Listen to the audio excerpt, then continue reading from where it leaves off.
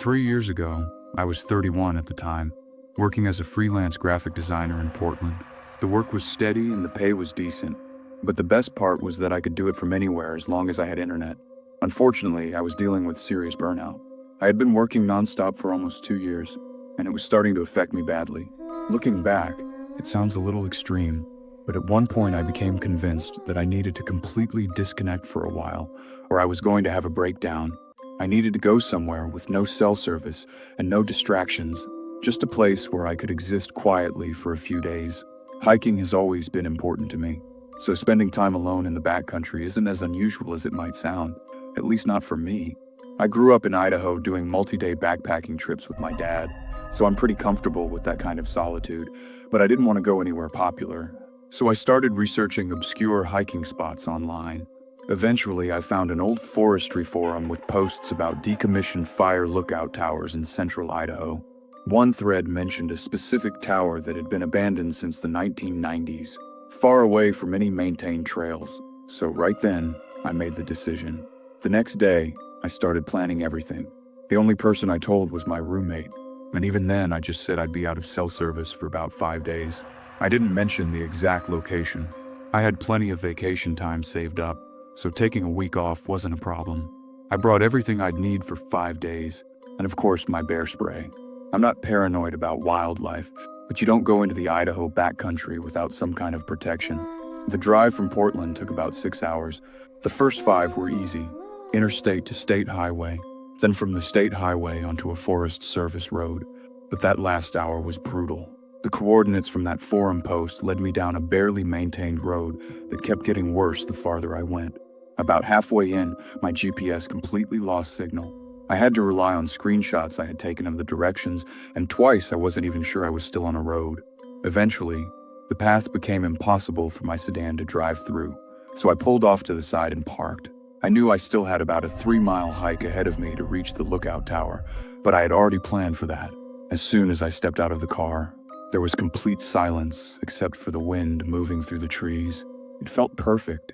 I put on my backpack and started hiking. The trail, if it could even be called that, was overgrown but still visible enough to follow. It zigzagged up a steep ridge, and by the time I reached the top, I was completely exhausted. But then I saw Old Fire Lookout Tower. It was an old wooden structure on stilts, about 30 feet tall, with a small enclosed cabin at the top. My plan was to camp near the base of the tower and maybe explore it in the morning if it seemed safe. About 50 yards away, there was a flat clearing that looked like a good place to set up camp. There were rocks arranged in a circle, like an old fire ring, but the rocks were covered in moss, and the ground inside the circle was completely overgrown. Whatever fire had once burned there had been years ago. I walked around the area looking for other signs that someone had camped there before. I found an old metal tent stake half buried in the dirt, and what looked like pieces of a tarp tangled in the bushes. Everything looked ancient, which actually made me feel a little better. It meant I probably really was alone out there. I set up my tent, organized my sleeping bag and gear, and spent the rest of the daylight just sitting quietly and enjoying the silence. The sun was starting to set when I decided to check out the tower. The stairs were more solid than they seemed, so I climbed up carefully. The cabin at the top was small, about 12 by 12 feet, all windows, with a rusty metal door that was unlocked. Inside, there was some broken furniture, graffiti on the walls, a few beer cans in the corner. Just the usual stuff you'd expect in an abandoned structure. What caught my attention, though, was the logbook. I opened it and saw entries from rangers dating back to the 1980s, recording weather conditions and fire sightings. The last official entry was from 1997, but there were more recent entries too. Hikers who'd found the place had left their names and dates. The most recent one was from 2 months ago. Stayed one night, left early, heard voices. That gave me a weird feeling, but I brushed it off. People hear all kinds of things in the woods. Wind, animals, their own imagination. I took the logbook back down to my tent, thinking I'd add my own entry before I left. By then it was dark. I made dinner on my camp stove and settled in for the night. I usually sleep well when I'm camping, but that night I kept waking up. Around 2 or 3 a.m. I woke up again, and this time I knew something had disturbed me. I lay there, listening. I heard footsteps like someone was walking around my campsite. My first thought was an animal, but the steps were too rhythmic, too deliberate. I reached for my bear spray and sat up quietly, but then the sound stopped. My heart was pounding as I tried to decide whether to call out or stay silent. Then someone whispered from somewhere very close to my tent. "Occupied." That was it.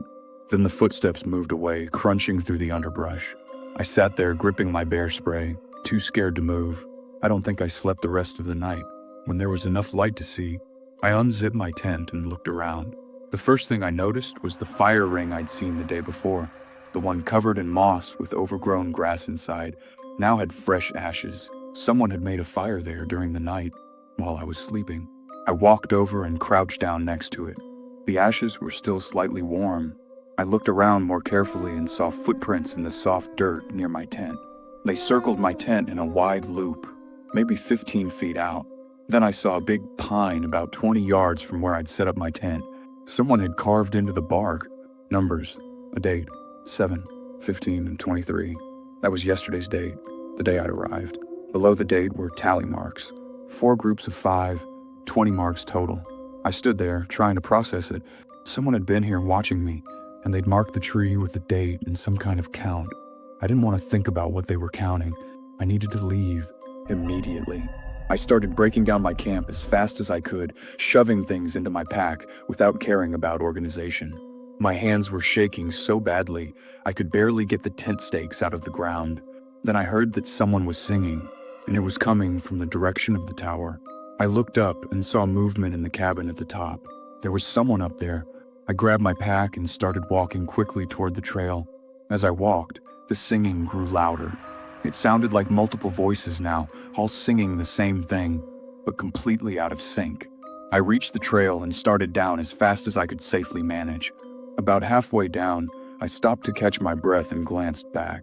3 people were standing at the edge of the clearing near the tower and watching me. They didn't follow me, just kept staring at me until I rounded a bend and lost sight of them. I practically ran the rest of the way to my car. Once there, I threw my pack in the trunk, got in, and locked the doors immediately. As I reversed down the terrible road, trying not to drive into a ditch, I kept checking the rearview mirror, expecting someone to be following me, but there was nothing. It took almost an hour to reach the maintained Forest Service road and another 30 minutes before I had cell service again. I pulled over at the first spot I could and just sat there, trying to calm down. I drove back to Portland and tried to push it from my mind. I never reported it to anyone officially, but I did check the forestry forum again, curious if anyone else had posted about that tower. A week after my trip, there was a new thread. Someone asking if anyone knew what was happening at that exact tower location.